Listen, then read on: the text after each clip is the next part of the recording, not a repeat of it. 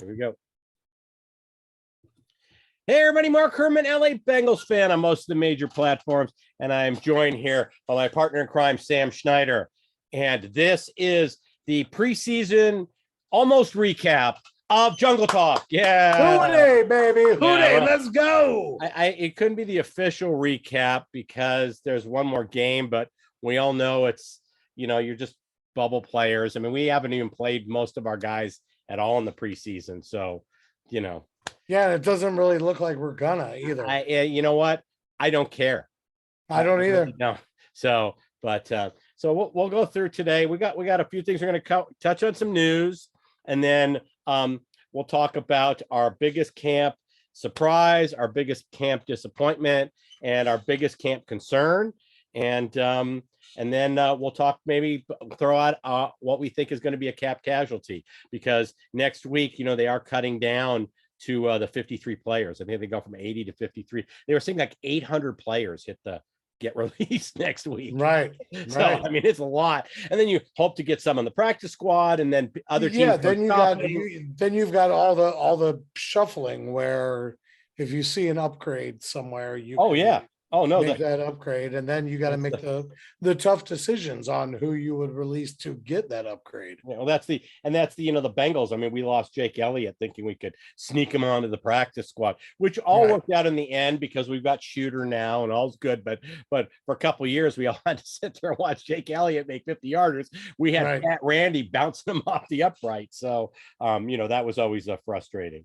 So, But let's jump in. Obviously, the biggest news this week is the Jesse Bates showed up. We all knew he wasn't going to hold out. He was going to take 13 mil. I have two words for you: Le'Veon Bell. If it's one thing Le'Veon Bell did for a lot of people, if you think about it, Roquan Smith kind of had his. Now there's no more holdouts. It's holding in, where you're showing up for the meetings, you're in the building, you're just not going out on the field and practicing. And Roquan Smith did it, and then eventually, once again, you're walking away from a lot of money. And we've seen this a million times. There have been plenty of guys that are willing to take or willing to skip out on a couple checks in the preseason, basically just because they don't want to practice. They don't want to go to training camp. You know what I mean? That's the veteran move. The veterans would wait to sign or would kind of hold out. Yeah. And then they show up the last, right before the last preseason game of practice when we had 4 preseason games. And then but there was no doubt that Bates would show up. I mean, for all intents and purposes, this is the contract year. Yeah. So you gotta be there, show you still got it. I'm of the camp that this will be the last year that we have Jesse Bates. It probably will be. The Derwin James extension didn't help us. None of these do. Coming up None of these Ward do. extension and Fitzpatrick and everybody else. So it's one of those things. Now, I'm not ruling out that Jesse Bates doesn't stick around. If we have a magical season, or he really, because, he might give a hometown discount. He might, or structure his deal, because he and Burr are tight, but we'll have to see. That's a conversation for next year. And that's a decision he has to make. So it is. And what I will say is this: I do not think, based on what the Bengals are willing to pay him, I do not think they will franchise him again. Oh no, they definitely won't. It's just going to be it'll be way too much money for 1 year. Yeah. So it's way too much money. If we were going to give him a long-term extension, this was the year to do it, because they could have worked the $13 million that they already have to pay him into the guarantee. The problem is they were really only willing to go to 17 on the guarantee, and they needed to probably go to, something in the 20s. Yeah. I mean, I tend to agree with you that there's, with some players, there is a possibility of a hometown discount. To me, Jesse Bates doesn't seem like that kind of guy. And I'm not saying anything bad about him. That's his prerogative. You know what I mean?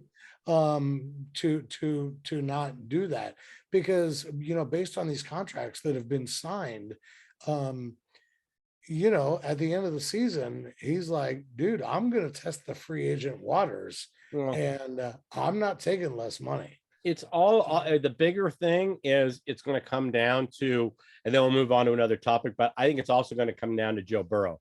One of the traits that Brady has that's so admirable is he takes less money, but he expects you to spend the money he's giving back to the team. He always expected it. That's why he was so upset when Wes Welker wasn't re-signed. He's like, I'm taking $5 million less a year, and you let my favorite target leave. Right. He was obviously replaced by Julian Edelman, and they had, but that's one of the things that Brady expects. Well, he and takes less, and we're getting into these numbers that are 50 million a year is huge number. Take 45 and if the money is spent. So that's the only way I see something happening is if Burrow were to give a little extra, so that they could guarantee Bates extra. If it meant that much to Burrow, it's up to him. It's funny you mentioned that, Mark, too, because another one who gets a really bad rap, and I'm not saying I'm a huge fan, but Aaron Rodgers gets a really bad rap, and he's done exactly what you just said. Yeah. He has restructured his deal numerous times, and for what? Randall Cobb left the first time. I know he's back now, right? But when Randall Cobb left, Rodgers was livid because he just restructured his contract, specifically for a reason like that. Right now, Devontae Adams is gone, and Rodgers is like, "Dude, I am restructuring my contract to stay here, and you keep letting all the only pass catchers I have, you're letting them go." The difference is Adams, though, they offered him competitive money. I think he saw Chase and Burrow, and he really wants to try to capture that lightning. And he gets to a younger team, an up and coming team, versus when Rodgers retires in a couple of years, the Packers going to be a very average team. Well, the only reason they're the perennial winner of the NFC North is because of Aaron Rodgers. Yeah, and that's a great point too, because when he decided to walk, it was still kind of up in the air whether Rodgers was really coming back or not, because Rodgers was doing his yearly no, I'm gonna leave thing, and Devontae was like, well, I'm not waiting around to see if you're gonna leave, because I don't want to be stuck here with with somebody else, and not with you. Obviously, they're close, they're good friends, right? But Devontae is like, dude, if there is any chance you're not going to be here, I'm out. Right. Well, I think when Kappa left Tampa Bay, that was the same thinking. Do I stick around for a year or two more of Tom Brady, or do I jump ship and get you, because he's under 30? And then you look at Ryan Jensen. I mean, thank goodness. I mean, we don't know that we would have had the same injury if he was with us, but Ryan Jensen was the guy that Brady got to stick around. Obviously an older guy. So we'll see. But that was the big news there with Bates. I tend to agree. If I was a betting person, well, I am a betting person. If I was a betting person, I'd say it's like 80% that Bates isn't coming back. I mean, that's the kind of odds I would expect to see. Yeah, I was going to put money. Personally, I'd put it even higher. I'd put it. If I was going to put money down that Bates resigns, I'd expect 8-1, 10-1, that kind of number on that. So we'll see. I don't know if you got a chance to see it tonight. The Amazon premiered the Thursday Night Football, but I'm really curious to see what happens. They were doing at halftime, they were showing some of the features that Amazon's going to have throughout the season. They have a catch-up feature. So if you join the broadcast late, there's a feature where you can hit it and it will literally get you caught up in a couple minutes on what's happened, the big plays. So they're going to have that on there, and you can switch during the game to different angles and different types of coverage, and you don't have to leave the game to do it. So I know like NBC has these different, enhanced features, but you've got to go to their website and all that. This one you're actually going to be able to do on the platform. So it's going to be interesting to see in real time. Yeah, in real time, you'll just switch and it'll be a different format on your screen, and you can switch back. It's not, and you'll be able to do that without missing any part of the game. So well, I didn't see that, and that's cool. And I would expect nothing less, because if you're gonna take over something like that and be featuring games on your platform, you better do something new. You know what I mean? No, You better screw around with it. Otherwise, right, people are just gonna get angry that they have to buy your channel. right. Well, I don't know who doesn't have Prime. I mean, I'm sure there are people who don't, but I mean, wouldn't you buy Prime just to get the discounts on shipping and everything? I mean, it's like $75 a year, and it includes the streaming platform. Right, And you can make the $75 back more than that just in your shipping savings. So right. I don't know. I mean, I don't, to me, Prime was, I've always had it just because it came with with the shipping feature. So, but we'll see. The Cam Taylor Britt out for the preseason with the core injury. Hopefully it's nothing, hopefully it's not something that plagues him all year. So Yeah, I get really nervous when it's kind of esoteric like that. right. When they say it's a core injury, because that just screams to me. I think as Bengals fans, we all know exactly what this means. It means that it'll be 2 weeks, then it'll be 4 weeks, then it'll be 8 weeks, Right. It's then one it'll of be those 10 weeks. injuries And that then after the 10th week, they'll say, nah, he's out for the season. right. And you wonder why you held the roster spot when you got stuck him on IR. Right. Well, the big Right. kicker is going to be when the season starts, do they put him on IR for the short term, available to come back? I That would will tell us. assume so. I would That would assume tell us. so. Right now, they said he's just out the preseason. So that's a big concern. Overall, I think we've dodged and I'm knocking on whatever I can here, wood in my Yeah. head. We've dodged the injury bug pretty. I mean, T. Higgins was an injury that he came in with. He's healing. Burrow's appendectomy. It's just an appendectomy, people. I mean, Ben Roethlisberger had one during the season. Okay. Yeah. And I think only missed a game or two. So I We don't know were the exact for amount. You can anybody put it in the comments, but for anybody out there, Mark and I usually don't talk about what we're going to talk about prior to the right. episode Yeah. But this so was we can like, discuss it. This is one thing where we talked about where I was like, can we just get over the it's an appendectomy appendectomy. talk? Yeah. Every day there's like Yeah. 12 new articles. Burrow threw 8 passes today despite returning from an appendectomy. Yeah. And I'm like, dude, I could have an appendectomy and sneeze 5 times tomorrow and I'm all right. yeah, no, Like, it's not, guys, it's not, like I said, and he's young. It's just, so the whole thing, the appendectomy is nothing. The I last just thing, want to get past it. I yeah, just oh want no, to get it's over it. to me, it's non-news. And So I still feel like I swear to God, Mark, I still feel like they're going to be talking about it week 12. well, you know They're what? gonna be like, "Oh, Uh, don't forget, Burrow had an appendectomy in the preseason." right. And Even even if he hadn't had the appendectomy, I don't know that I wanted to see him out there playing in any of these games. I mean, right. why risk taking a shot? No, and you know So what? I don't think if he had the appendectomy, I don't think he would have played in any of these games anyway. right. So I don't know it's not what, news. maybe the first quarter of this game coming up against the Rams, I mean, maybe, yeah. maybe, and it would be like one quarter. It's just one of those deals where you don't wheel out your franchise. You don't wheel You out don't any of your frontline you players. don't wheel out Shiesty for any reason Right. because somebody on the other team who wants to make a name for himself We'll take is gonna want to knock him out. yeah. So, and the last piece of news is this, we had the joint practices with the Rams and it got a little chippy today. I guess they ended early. And there was the footage of Aaron Donald doing his best Myles Garrett impression with the helmet. And I was like, what are you doing? And I think that was kind of the end of the practice ended after that. I've seen the different footage and all that. Yeah, got a little chippy out there. I didn't hear about anybody getting hurt.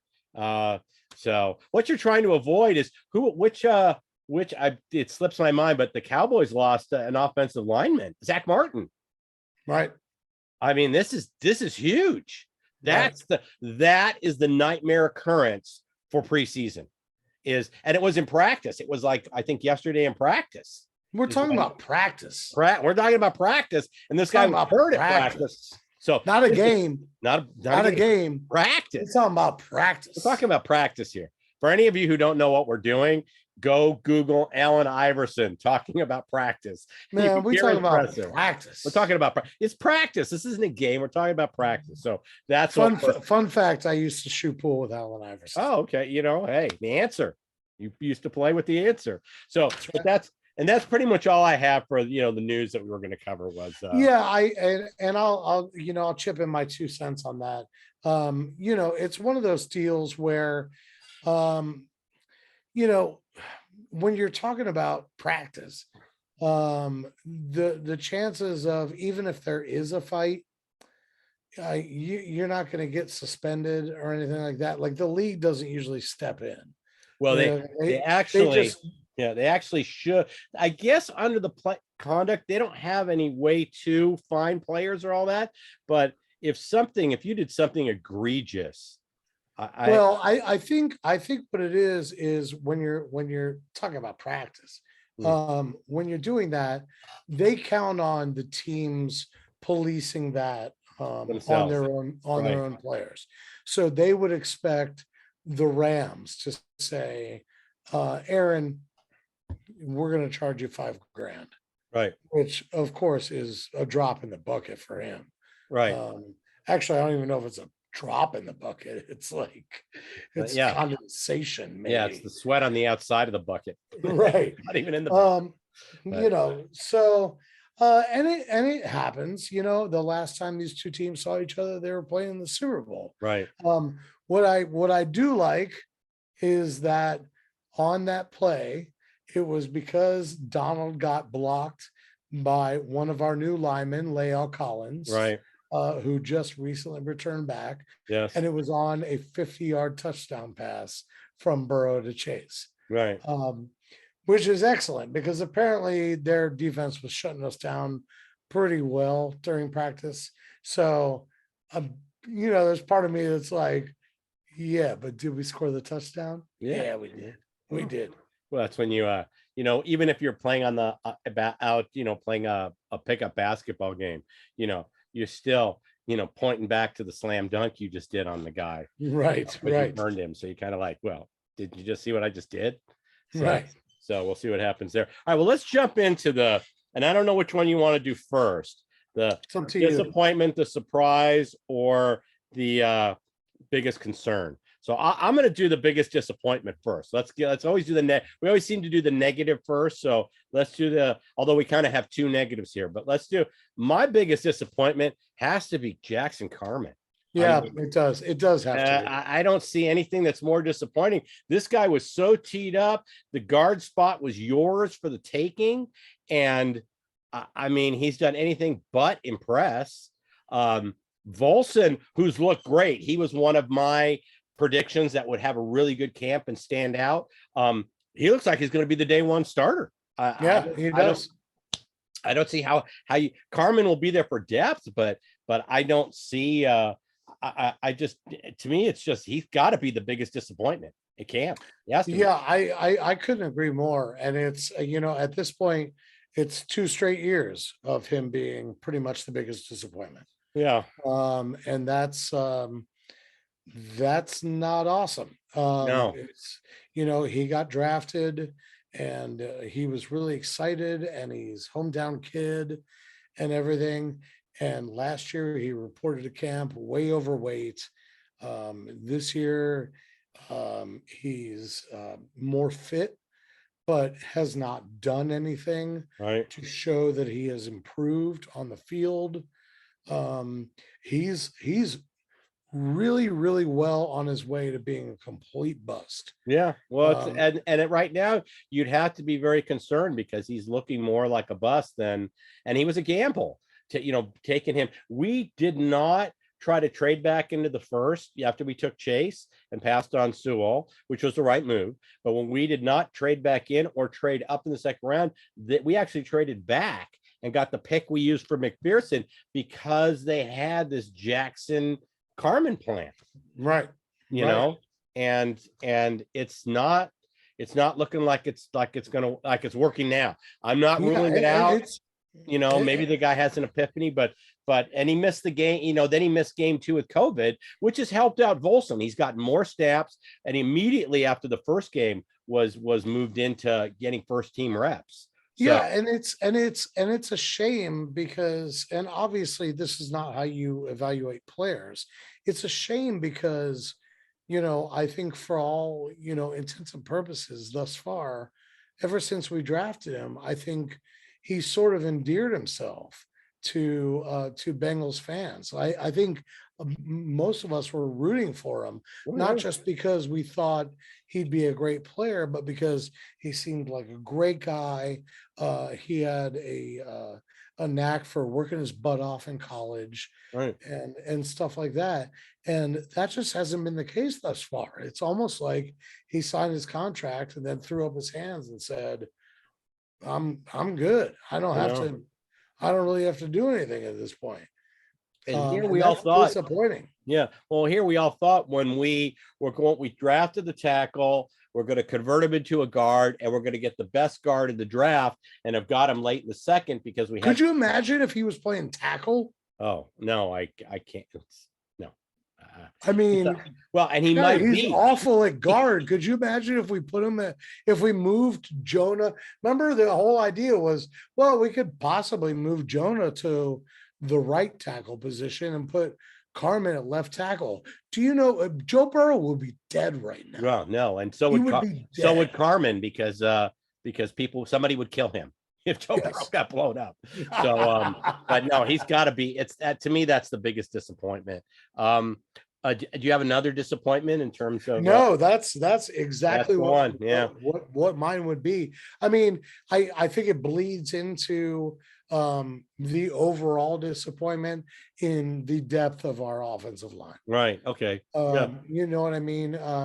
Because I had two concerns, and so let's go right into our biggest concern, and then okay, we'll yeah. finish with that was to get the negative out of the way. But that I have two concerns, and my one of my concerns was the offensive line depth. We haven't. I know that PFFs came out recently and said, through the first two games we were 31st in offensive line in the preseason, and that didn't alarm me because we haven't played any of our starters. So yeah, we're only playing our about second and third guys. Adeniji, and those guys are the guys out there. And Carmen, who got basically was non-existent, in the Arizona game.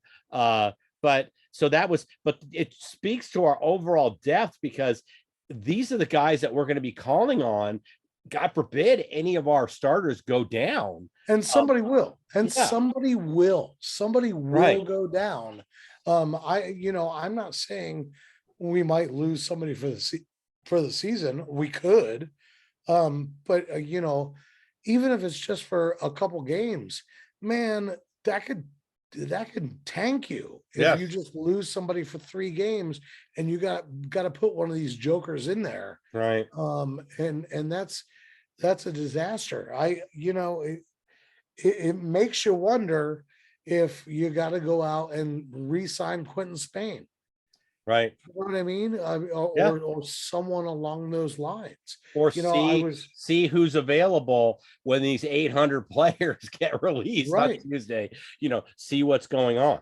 So right. Well, and Quentin Spain wasn't amazing or anything. And I was watching another YouTube show the other day, and they were talking about Spain. I guess they didn't realize that he was not technically on the team. Right. But it reminded me that, it's not like he was amazing, but right now he looks a lot better than most of the guys that are playing. And the thing we could do is we could grab Spain and he kind of, we just plug him back in. It's not like he's coming to a new system. He doesn't understand the language. He doesn't know Pollock.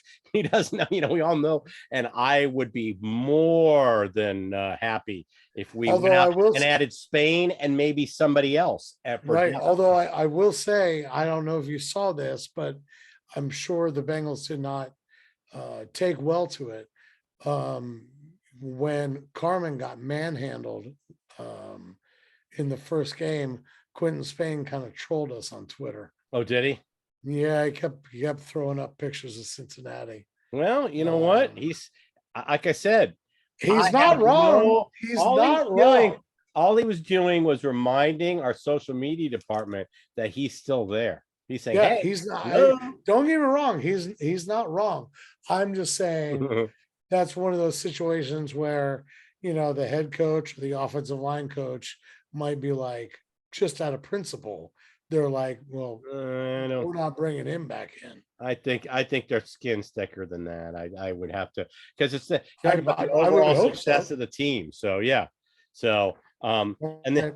then did you have another camp concern, or do you want me to put my other one out there? Offensive line was my really, really big one. I don't.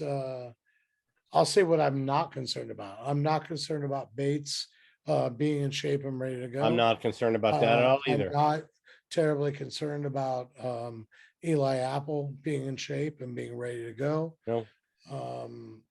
So no, not really. No. All right. Well, my other big camp concern was Brandon Allen. I honestly don't believe we have a viable backup on our team. And I look at this last game where Brandon Allen went out there. He literally was given the ball on midfield 3 times and failed. The only time, I think 1 first down or no first downs, and we ended up getting a field goal out of 1 of the 3. But I was like, you had a short field and you couldn't get field goals. I mean, literally midfield. We held them on downs for the first one. Then we got an interception on the second one. And then I just was not impressed. And I just said, we don't really have a viable backup quarterback. And you had goes down. And you had a short field against mostly backups. Yes. You know what I mean? Like, and it was, and even if it was their starters, it was the New York Giants that are hardly the juggernaut of last year. They're completely in the rebuild. Right. Like I said, I watched that game in its entirety, that game 2. And the biggest concern I walked away with was, I don't think we have a viable backup, and you need to have somebody who can come in for a couple games and win games. If you don't think so, Jameis Winston goes down, they have somebody come in. You got to have somebody who can come in and play quarterback and win games. So I'm not saying run out and get Teddy Bridgewater, but I know there was talk about getting Heineke. Well, for the record, though, Mark, real quick, who comes in if Jameis Winston goes down? Well, he came was what's his face, the guy who's now a tight end. I can't remember his name. Taysom Hill. Taysom Hill, yes. But at least he knows how to run the offense. He can move the ball. You can, if you scheme right, you can steal a game or 2. I don't think we can do that. If Brandon Allen goes down, they're gonna shut him down. He hasn't shown that he can be a viable backup. I'm not. Yeah, I think that was a concern. This is a concern. I mean, after watching the second preseason game, how could you not think that? I think it's what's frustrating is, and I don't mean to talk down to anybody that's watching or anything like that. What concerns me is there are a lot of fans that put too much stock in preseason games. And first example, Dax Hill. Everybody thinks Dax is like the second coming of Jesus. And I'm like, dude, he's playing against third stringers. Right. Yeah, he's looked really good. He's looked great. He's looked really good. Yes. But I've already seen several graphics of this is how we can get Bates, Bell, Apple, Hill, and somebody else all on the field at the same time. And their only linebacker is Logan Wilson. Right. And I'm like, this is moronic. You can't. If that was actually a real thing you could do, somebody would have done it by now. Right. You know what I mean? But the other thing is I've seen people talking about Plitt, the guy from Toledo who grew up in Cincinnati. and they're like, I don't know, Plitt looks way better than Brandon Allen. And I'm like, dude, he's playing against guys who are never going to make it in the NFL. Guys who are just putting up footage. Yeah, Maybe get picked up. It was a great story. It was really fun to watch. But a guy that dashes into the end zone and picks up the ball that he just threw for a touchdown before he even hugs his wide receiver is never, ever going to be your backup quarterback. Right. No. Well, it was his moment. Let him have the football. No. I understand exactly what I don't agree. What I don't agree with is everybody that's like, I don't know. He looks pretty good. Right. We should get rid of Brandon Allen and keep Kenny Plitt or whatever his name is. No, I'm like, come on, guys. Yeah. Oh, by the way, the 2 years ago when Jameis Winston went down, the person who came in was Teddy Bridgewater, and he won like 5 in a row. That's how he got the contract in Denver last year, was because he came in as the backup. So having a viable backup's a big thing. I'm pretty sure Jameis Winston was in Tampa Bay. He came in for Drew Brees when he was hurt. But the bottom line is you had a viable backup in Teddy Bridgewater, who was undefeated as the backup. He came in, I think he won 5 games for them and made it so the Saints made the playoffs. So playoffs, he made it to the playoffs. So, just trying to win a game here. So yeah, I think and this goes back to what you were saying earlier. It's one of those situations where when these 800 players get cut, there's going to be a better quarterback than Brandon Allen out there. Right. There's going to be one. And as long as our team doesn't have too much allegiance to Brandon Allen, I know he played fairly well for us in Joe Burrow's absence, but he's still not an NFL quarterback. No, he's really not. So there should be an opportunity to pick somebody up from another team.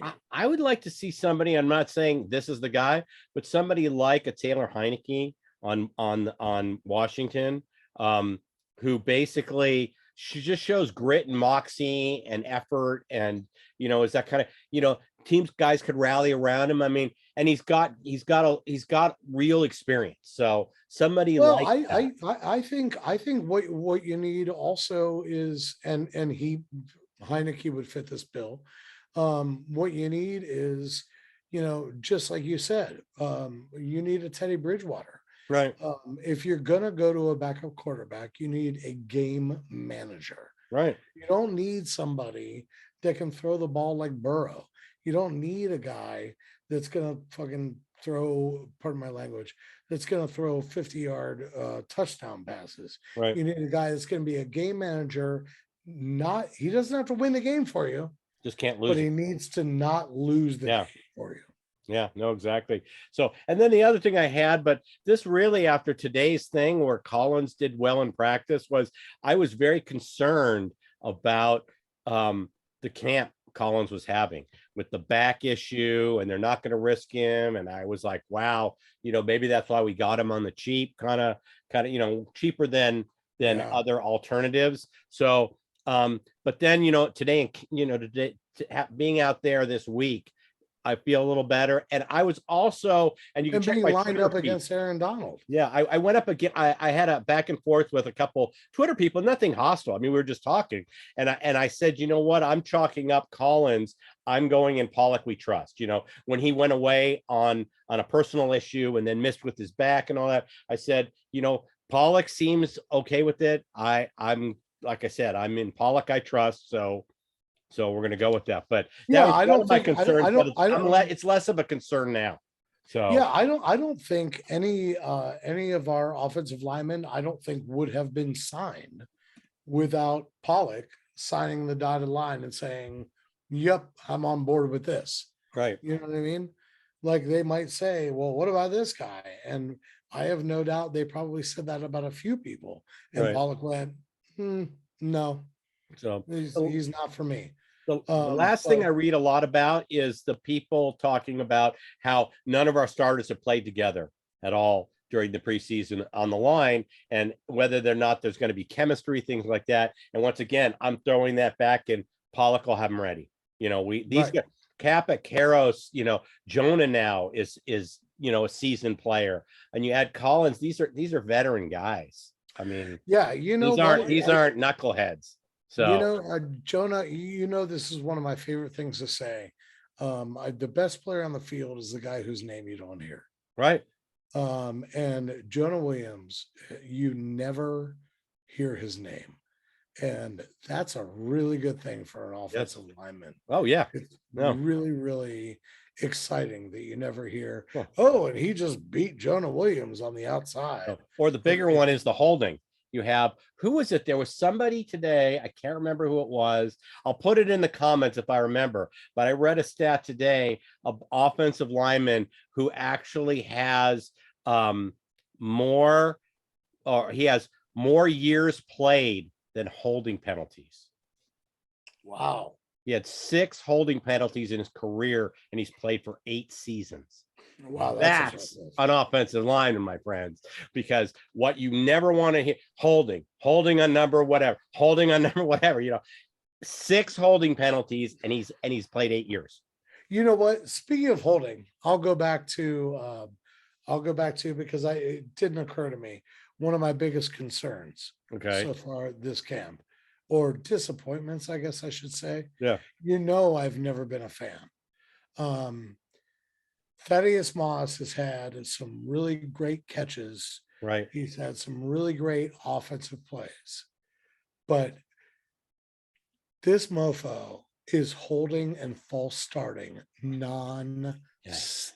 He has got to be. I've been the biggest guy who's been saying has to be it for him. Yeah, I would think so. I think and that gets into let's go right into our next category, which is camp casualties. Let's go into that one next. Yep. All right. So I see Thaddeus Moss as a camp casualty because I have not been impressed with what I've seen. Maybe he comes back on the practice squad and is given more time to possibly figure it out.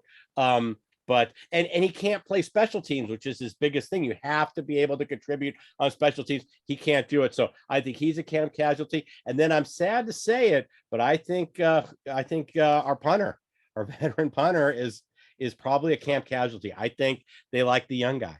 I really do. So I don't blame them, man. I've loved Huber for so long. Right. And I agree with you 100% on Moss. I've loved Huber for so long. He's done a lot of really good things, but you've watched the slow regression from him. You know what I mean? He's just not what he was. No. And I think even Huber knows that he's just not what he was. And the plus side is he got to play in a Super Bowl. The guy who went through all the mess, one of our guys that goes back to the Marvin Lewis era. I think that we counted 7 or 8 guys on the team, but and he got to win a postseason game. He got to, there's a lot of monkeys that got thrown off the back last year. Right. Never won a playoff road game, and which I never even realized we had that record. But then I went back and I said, the 2 seasons where we went to the Super Bowl, we were the 1 seed. We never went on the road. Right. Yeah. So that's the reason why we never had. And when we did win a game and then lose the next game, it was we had a home game. So I'll throw you one more casualty, and I mentioned this way before the season even started. I think Samaje Perine is probably going to be a casualty. Yeah, I think so too. Evans has looked very good in camp, and Evans has looked good, and actually, more importantly, who's looked better than Evans is Jacquez Patrick. Right. And Travion Williams has also looked really good. Right. This is just a really, really crowded backfield. And I understand that P. Ryan is a little more of a battering ram type of guy. And that's kind of, a sexy look to have on your team, especially when you've got somebody like, Mixon, who's a little more of a dancer. But we just gave P. Ryan more money, and I know it wasn't a whole lot of money, but at this point, you save money anywhere you can. Well, you know what? Cut him and sign Spain. Take that money and go get Yeah, Spain. there you go. And but I mean, you got Jacquez Patrick and Travion Williams and Chris Evans. The three of them combined aren't making hardly anything. Right. So and I like P. Ryan. I like him. I like having him. I get excited when he's in. I get excited when he's in there. Yeah, well, he's played hard. Our attitude would all be a lot different. He had picked up that first down, on Super Bowl. But we've got, I don't want to rehash the whole Mixon should have been on the field because they've had that conversation already. But sure. But I see. Hey, release P. Ryan. Go get Spain because we definitely. Both of us agreed on the lack of offensive line depth coming into the year. So, that would be my thing. I mean, can P. Ryan play like right guard? I mean, he's a pretty big dude. He's big, but I don't think he's guard. No, let's go get Spain. Let's use that. I'm always sort Spain more. I know you are. That's all right. So give me your biggest, and I'm not going to. I already said I thought Volson would be great in camp. I already said that Britt I thought would be, or not Britt. Daxton Hill was going to be great in camp. So I'm not going to put those down as my camp surprises, but give me one of your biggest camp surprises. Well, I want to see Dax Hill play against the ones. Okay. You know what I mean? Before we go absolutely, bonkers about him. I'm just saying, I know that he's super talented. I mean, I'm a Michigan fan. Right. I know that he's super talented. Right.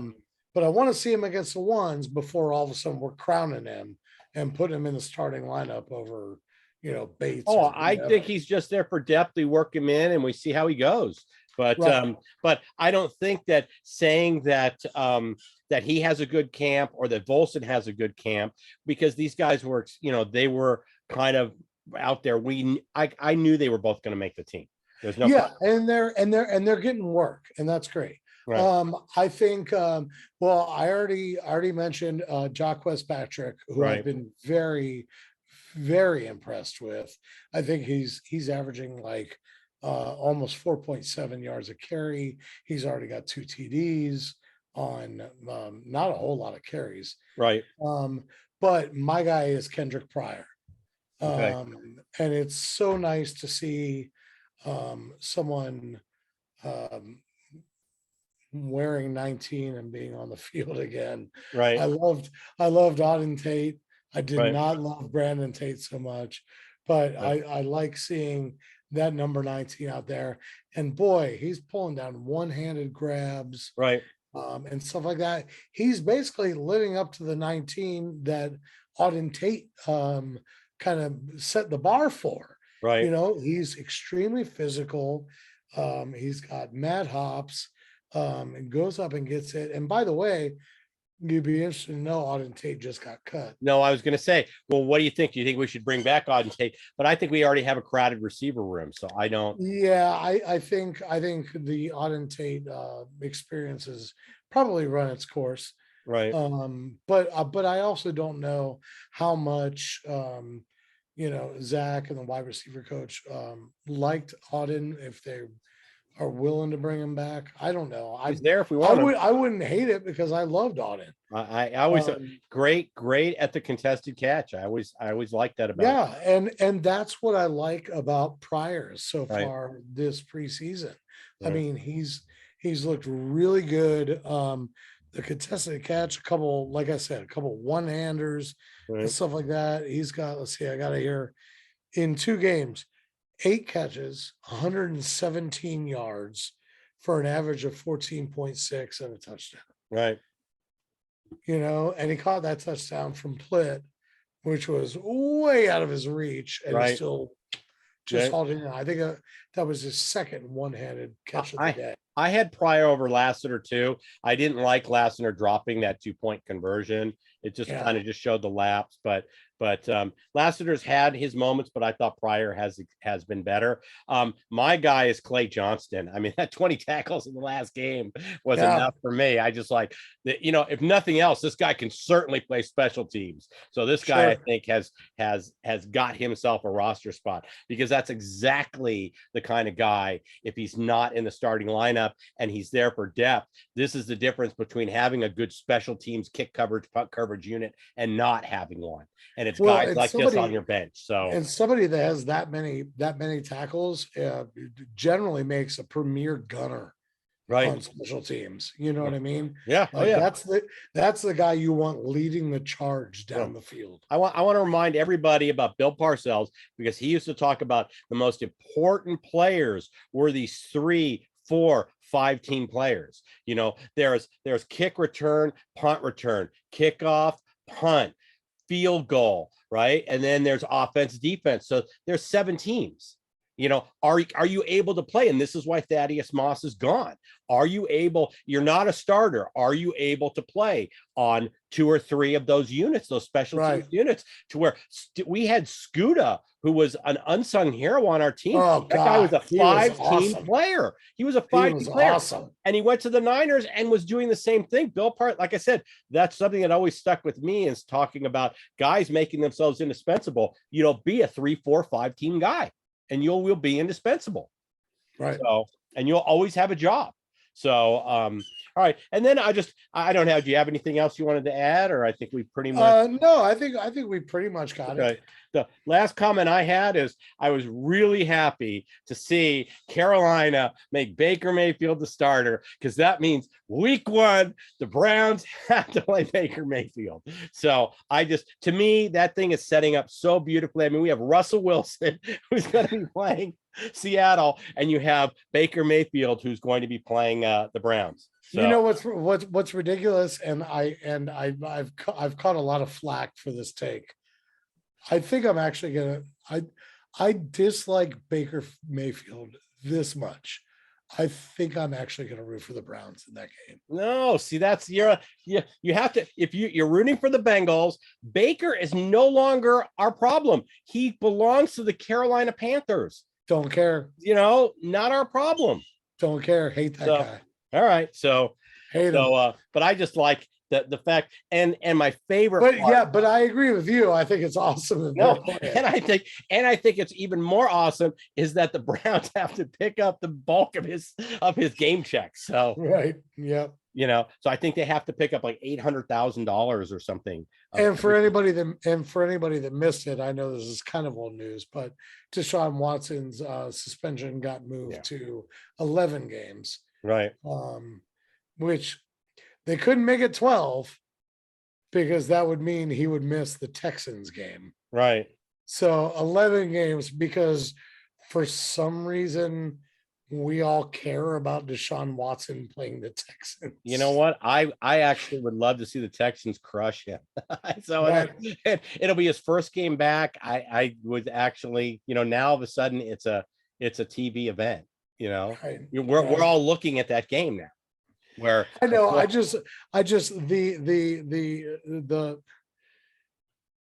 it's just kind of gross that the NFL does that, because you know that's what they did. Oh yeah, no, they're like, let's suspend him 12 games for raping a bunch of people, and some guy back in the corner was like, yeah, but game 12 is against the Texans, right? And then we're all like, oh, right. No, you know, let's make it 11. Yeah, let's make it 11 games. No. Well, maybe they were thinking 12 weeks. I'm just trying to think out loud. Maybe they were thinking 12 weeks and the bye weeks in with the 11. So I don't think they have a bye before that. Yeah, I don't know. We'll see. But that was it. All right. I don't have anything else. So I don't either. I forgot to say it. How long is this? 2 hours? No, but we've gone longer than we thought. We've gone 50 minutes or so, but well, listen, you guys haven't seen us in a while, so we just decided to talk our butts off. You got a lot of us tonight. So and let me remind everybody out there, please, it helps our algorithms if you hit that like button, hit that subscribe button, hit the thumbs up, hit that little bell so you get notified, especially going into the season, so you know every time we drop a new video on Thursdays and Sundays. Yes, we will be doing our previews on Thursday. We will be doing our recaps right after the game. So that's going to happen throughout the year. So you definitely want to subscribe. You definitely want to be notified. And with that, I'm going to say, hoo day, everybody. Oh, hey, Mark. Go ahead. Can I say one more thing? Sure, you can. Absolutely can. Right before our opening game on September 11th, that Wednesday or Thursday, we will have none other for the second time in 2 years. Houday baby Sean will Moore. be Yes.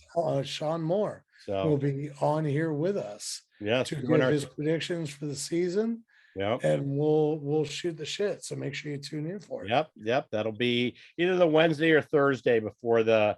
So I think we're going to shoot for the Wednesday, but let's see how it plays All out. the more We got to reason see to when Sean's available. subscribe. So All the more reason to all subscribe. the more reason. So all right, with that, I'm going to say, "Hoo day, everybody! Houday baby. Take care."